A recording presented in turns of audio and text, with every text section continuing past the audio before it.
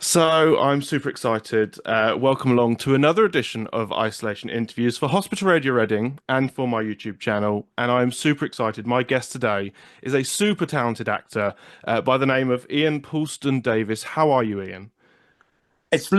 Even better. You pronounce it the right way.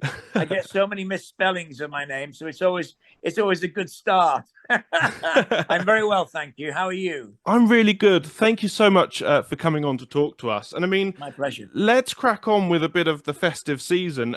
Are you a Christmas lover? How will you be spending the festive period?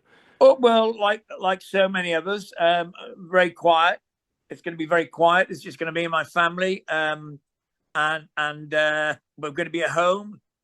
So no jetting off to some Swiss Alps for skiing. Although my daughter is actually, I've just remembered, after Christmas she flies off, just as I, what I've always dreamed of doing. She is actually living my dream. She's off to with her boyfriend to ski on the French Swiss border. So there you go. Wow, lucky. Yeah. Now, obviously, an amazing career you've had, and for you, where did the love of acting come from? Can you remember when you were first sort of inspired that that was what you wanted to do and knew that that was where you wanted to take your career? But it's funny, Matthew. I always wheel out the same reply, and it's only because it's the only truthful reply I had. I have, Riley. Oh God, I've had a very long day. So if I start bastardizing my words, it's for that reason alone. I'm not playing some a game, word game with you. No, I always I go straight back to my teenage years when I was in school, and I spotted this incredibly cool looking grown up who turned out to be the local drama teacher, not the school drama teacher.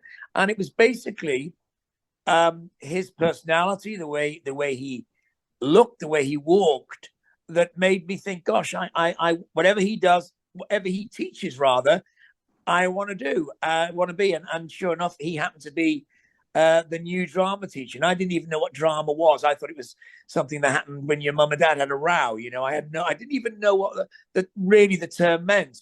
Happened to be a drama teacher. I'm glad it wasn't the chemistry teacher because I wouldn't have done very well.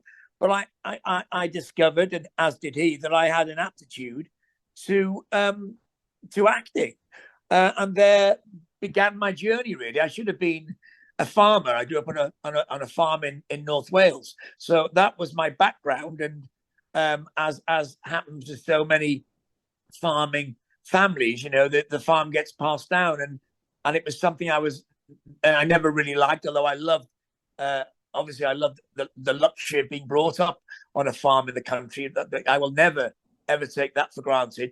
But I just wasn't very very good at it, and I wasn't terribly academic. I wasn't a sportsman by any means, but I found I had this knack in acting. So, yeah, as I said, there began my journey. I joined the local youth theatre, Cleweland Youth Theatre, and then the journey of going to drama school and becoming a professional actor. And here I am today now, 40 odd years later. I mean, did you find that sort of family and friends were quite supportive, or were they kind of sort of reserved about sort of, or maybe not, No, or? no, they went, Matthew. I mean, I was very lucky. My parents were, well, they understood very early on that I wasn't cut out for farming, um, and they were incredibly supportive. So when I came home from school one day and said I decided I wanted to try and become an actor, they backed me all the way. So I was appropriately very much the black sheep of the family, if you like, and all my cousins are farmers, or majority of them are farmers. So I think they've not only kind of supported me, but they've been incredibly excited for my journey, and I like to think they're proud of the fact that I made a career of it. And I mean, do you remember the first time that you stepped foot on a stage or, in front of an audience? What was that like as an experience? That must have been scary but exciting. Yeah, both those things. I mean, I think anyone uh, listening or watching that's trod the boards will know it is an injection of elixir. Yeah, you can have that one. It's elixir, isn't it? Elixir. Yeah. Yeah. Yeah, that feeling. It was instant. Yes, it was terrifying. It was something completely unknown to me. But the joy. In fact, funny enough, my daughter was played the Alice in Wonderland last week at school, and she she had her own private bow because she was the leading lady, and she came home. She goes, "I now get what you mean." She understood. It is a thrill like no other thrill. I'm sure there are comparables. Playing a rock concert in front of a crowd of people would, I'm sure, equal it. But I wouldn't say it betters it. I mean, it's the equivalent. It's, oh gosh, excuse me, Matthew. It's the equivalent, I would say, to anything that scoring a goal at Wembley, whatever. It's up there. I'm just trying to sort out my. Gosh, I've lost. There we go. Yeah. So no, it's there's no feeling like it. Now, I mean, there are so many projects that you've been a part of that I want to talk to you about. Obviously, we're not going to get a chance to talk about them all because you've done so much. But I mean, the first project we'll talk about was obviously the hit drama Waterloo Road. You obviously came in as part of the Fisher family, getting to work with the amazing Amanda Burton. What was that like to be a part of a show that had already been established, and to come in as this brand new family that we didn't know a great deal about? What was that like? Well, I've gotten used to over the years, kind of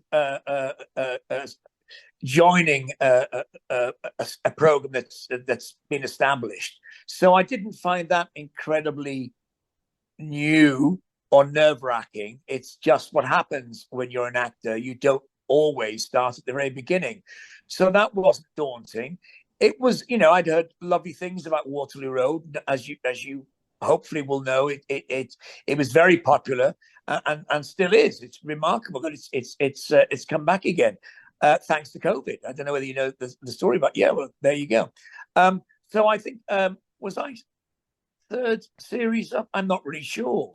I think you count series by how many head teachers there have been, and I don't know who preceded Amanda. I think Neil Morrissey had been the head teacher. I can't remember. Anyway, I was second or third series up, and it was great. And the bonus for me was the fact that a bunch of the teachers were old friends of mine.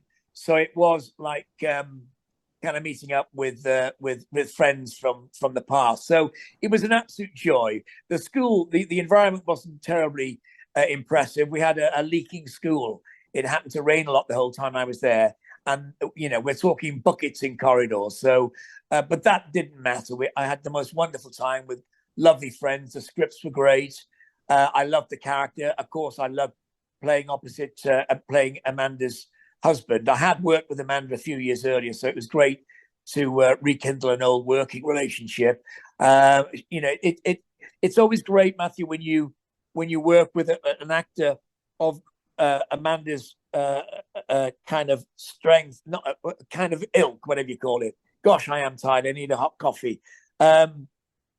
Because you up your game, you really do, and with the best will in the world, you can tend to be a little bit lazy from time to time, and it takes someone of Amanda's stature and experience to get that wake up call. So it was great. It was an altogether wonderful experience. And it must be really great when you get to, having been in the industry for quite a while, you get to work with people again who you've worked with previously. And I mean, that must be a joy because I mean, not everyone gets that where they work with someone, go away from them and then get to come back and work with them again. So that must be so much fun.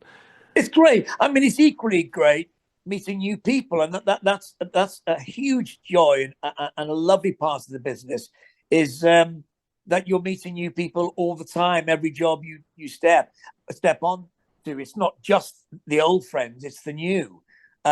So it just again on a social side, I think I can't think of a profession that is as bubbling as acting for that very reason. Not just, as you say, rekindling old friendships, meeting new friends, but you go abroad as well. I mean, I've been all over the world with my job, so you can hear that I'm as excited and as passionate about the job now as I was 40 years ago when I left drama school. Now, another project that you got to do, I think it was around about the same sort of time, was of course Coronation Street. Yep. Such an iconic show all around the world. People are watching it. And obviously, you came in as Owen Armstrong for 5 years, which, is great. Yeah. It must be amazing to have that kind of steady income, that regular work on a show that is so good. And also, it's a different kind of medium because whereas when you're doing some TV or film, you got a lot of practice time. Whereas with soap, you have to hit the ground running. Otherwise, you're just going to get left behind. Well, talk about joining a cast that have been running for some time. You can't get longer than Coronation Street. Well, it was an extraordinary. I mean, I said at the time before I joined that when people are asking me, have you ever watched, are you a watcher of Coronation Street? And I find myself saying, well, not really. And yet I kind of knew every storyline. So it's always in the background. I always thought that I never really watched it, but I seem to, when I'm asked questions about Coronation Street, I seem to know every storyline that's ever been on. So entering that institution, now that was nerve-wracking. When you go into the green room on the first day, into the kitchen rather, and you're standing next to Ken Barlow making toast, that is it is surreal. It is a surreal experience. Whether you're an avid Corrie fan or not, everyone knows the legendary characters of Coronation Street, and it gets passed down from generation to generation, of course. So yes, I knew all those kind of heroes and heroines of the street, and that was brilliant fun. It really was. And then to get to know them, and I've walked away from Coronation Street with some very, very lovely memories and some lifelong friends. So that was I'll never forget, as I said, that first day in the kitchen when I can't think of the other characters. That's show business, but I mean it was remarkable as anyone could. And it's funny, it's a great leveler because you hear of people like Ian McKellen and lots of these greats who have always wanted to appear on Coronation Street. So it's it's as big as it is when you think of all the wonderful famous actors out there that want a slice of Coronation Street. And I was very humbled when I got the opportunity to play Owen. Never intended to be in it for as long as I did, but the Corrie slippers were very, very warm and comfy. I mean, do you remember, was it sort of, because I know you joined in 2010, was that the first time you'd ever stepped on the cobbles, or had you ever been there before? What was that like, that sort of, that walking onto the street for the first time? Well, it wasn't the first time. The first time was when I did a Corrie tour back in the 80s, and when you kneel down and you look through the letterbox. No, I went with my family, as I said, way back in the 80s when it was a tour. But no, I'd never graced the steps of the cobbles. But again, I could go on about Corrie all evening because it is, when you go down the street and the Guinea and you walk into the Rovers, they're all firsts. They're all amazing firsts, and they really are pinch me moments because you're stepping into TV history, and to have the opportunity is second to none. Now, I mean, obviously, the other thing we must talk about is the amazing Armstrong family that you got to be a part of. I mean, one of my previous guests, I spoke to her a few years back, was the lovely Cheryl, who, of course, played Izzy, your daughter on screen. Being a part of the Armstrong family must have been quite nice because, again, coming in as part of a new family, what was it like to be a part of that family and all those storylines that came with it? Obviously, you got as well. Georgia May Foote was obviously your other daughter as well. So, what was that like? Well, again, it's a little nerve wracking because you hope and you expect to get on with every actor you work with, but there's always going to, not always, that's a terrible thing to say. Very, very rarely you'll get a bad penny, or not even a bad penny, just a personality that maybe won't whatever with yours. So that's always a concern. Invariably, you're proved wrong, as happened with the Armstrongs, Cheryl Lee and Georgia were wonderful, as was Debbie Rush and Mikey North, who kind of played my stepson. is my best mate. Today, I was best man at his wedding, and we spent over a period of 3 years. We went to Canada on a number of occasions doing the Corrie tours. So he is, I walked away with the best pal in Mikey. So yeah, I'm very lucky to have those actors as part of my family. I hope Shirley said the same thing. I'm expecting she did. No, we did get on very well, and you have to work hard, because you're in each other's lives every day, like a real family, of course. Now, I have to ask the question that you probably get asked all the time. Would you ever go back? Is that something you think you'd ever do in the future? Well, first of all, I would say never. I certainly would never bite the hand that fed me very nicely for 5 years. 5 years is a long time, and I'd never come close to that. I think six months was probably my longest job previously. So I felt I'd done all I could with Owen, and I felt I was running out of ideas, which is why I have to pay the biggest compliments I have towards Coronation Street actors who have been in it for as long as some of them have. I take my hat off to their kind of invention, the fact that they keep them fresh. And I don't know how you do that. I ran out of ideas. I felt stale, and I thought, God, if I'm feeling stale, what must the viewers be feeling? So I kind of left waving a little white flag, because I just felt I've kind of Owen's run out of steam.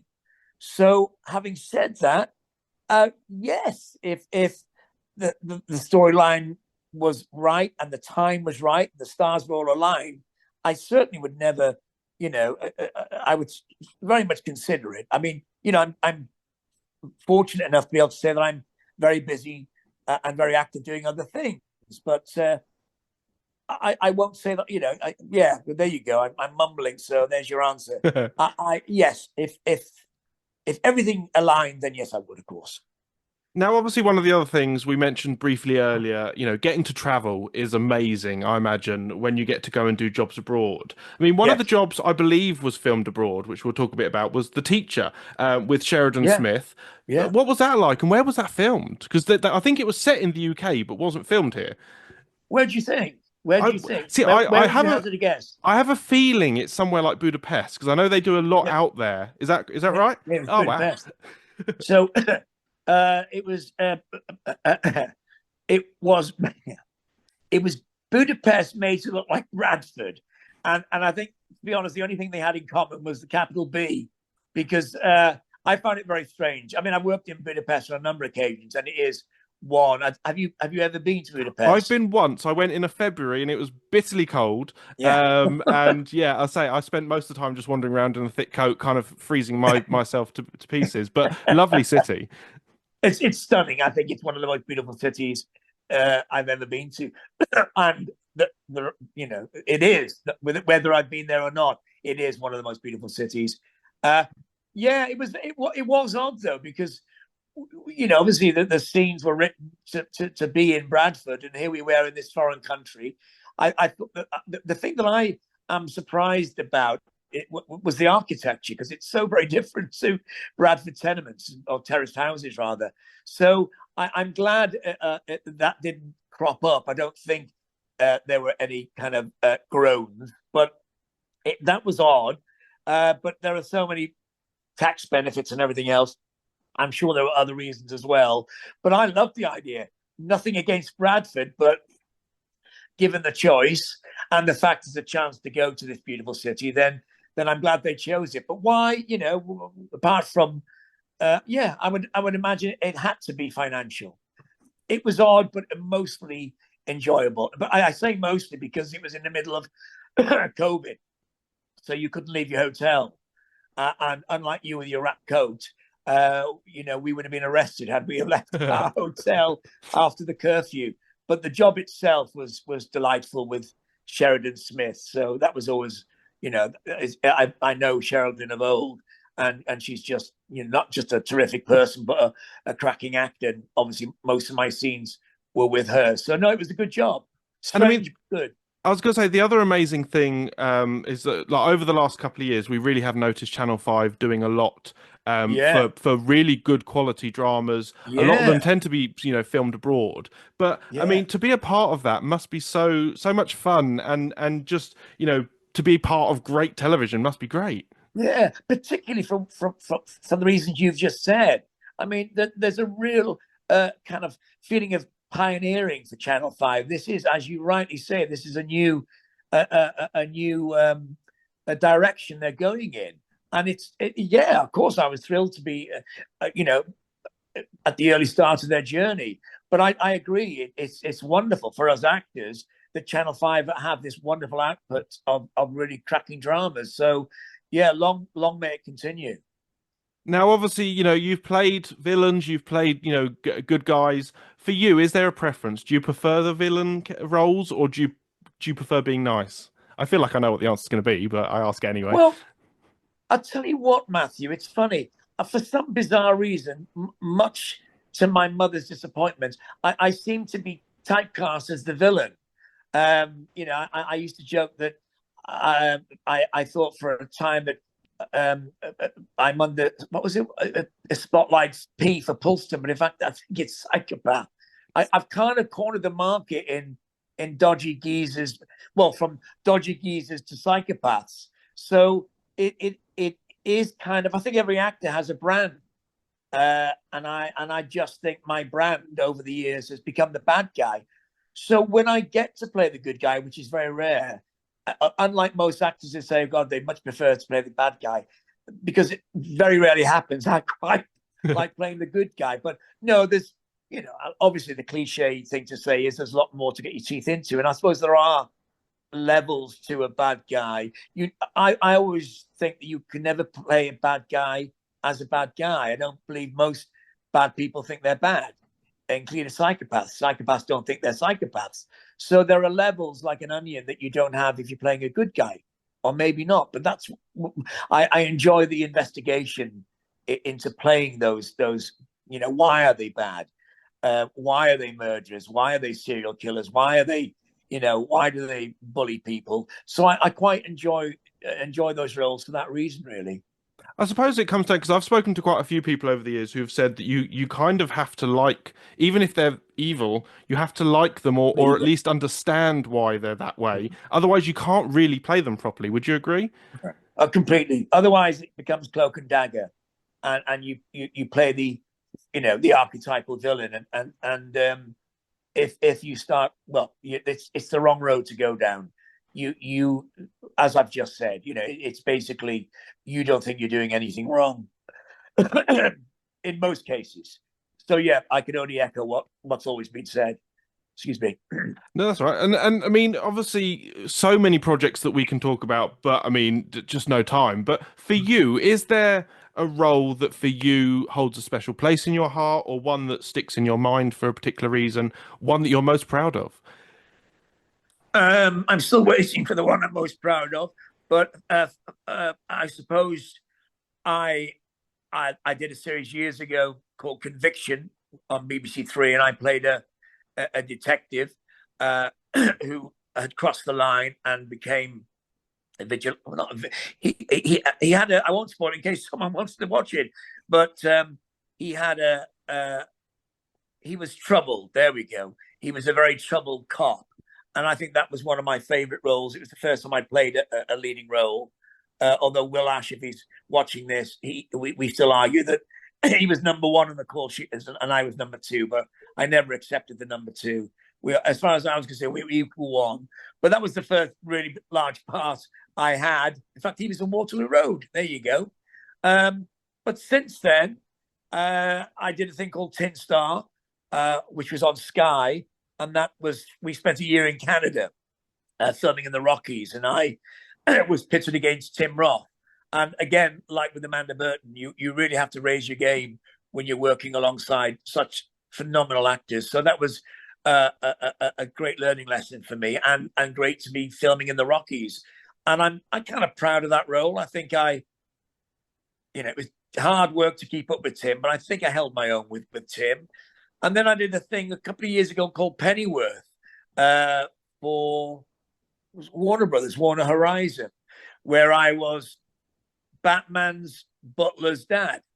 Pennyworth, who you may know, was Batman's butler, and this was the TV series based on Pennyworth as a young man in London in the 60s in London, and that was brilliant. That was great with Paloma Faith and just wonderful actors. Oh gosh, are you there? Yeah, I'm still here. Can you hear me? I'll tell you what, I'm going to have to plug you in because I've just run out. And this happened to me before when I was doing a podcast, and I ended up in a hotel corridor plugged in, and I don't want that to happen again. So come with me into the kitchen, where I will try and find a plug, and I can't. Right, my children have stolen my adapter. Come upstairs with me now. Is this a first? This is, well, do you know what? I did actually once follow Christopher Biggins around in his house once, Right. which again was quite interesting. So no, you're not quite a first, but Right. it's always good to have a tour. Right. Okay, so I've got the plug, and I'm now going to go downstairs. All right. Hang on. Right, where are we? Where were we? Right, I know where I am. So obviously, we've talked about the many great roles and kind of your favorites and stuff like that. But is there something that you haven't had the chance to do that would be a goal, a dream, something you want to do going forward? Gosh, I'd love to be the all action hero, but I think I've missed my chance there. Do you know what? It's just going to sound really. I hope I'm not making you dizzy. No. I'm trying to plug you in. Do you know what? I'm going to sound really smug now, Matthew, but I've played so many different characters. I don't think there's anything. I won't say there's anything left, but I've had a fair go at playing so many different personalities. I don't think there's anything that sticks out that I'd like to have a go at, to be honest. No, I can't answer that. I don't think there is. That's a great answer. That's amazing. Wow. And it shows what an amazing, varied career you've had. Because I know, some people can get quite stuck in a certain way, but to be able to do so much and such a variety, it shows what a talent you are. But also, it must just feel great for you because no 2 days are ever going to be the same. Oh, that's true. I mean, I can only nod to that. Yeah.